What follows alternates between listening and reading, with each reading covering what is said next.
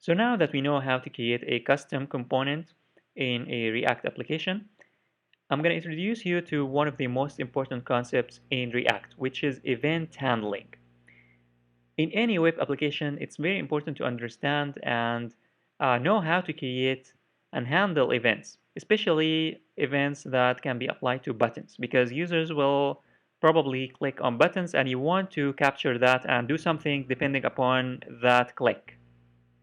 So in vanilla JavaScript, we used to use the onClick keyword, but this is no longer going to work in a React application. Instead, we need to use onClick, but with a capital C. This is how it works in React application.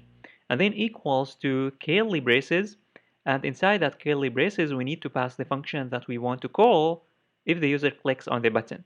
So I'm going to create a function here, var, and then click button equals to an arrow function. And then what I'm going to do is that I'm going to just display an alert that says button clicked. And we need to call this function. And lastly, we need to pass this function, click button, to the onClick event.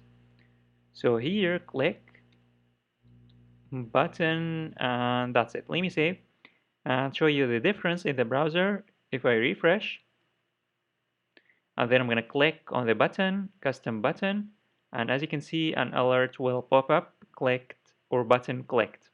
So this is how you can add event handler to buttons in React application.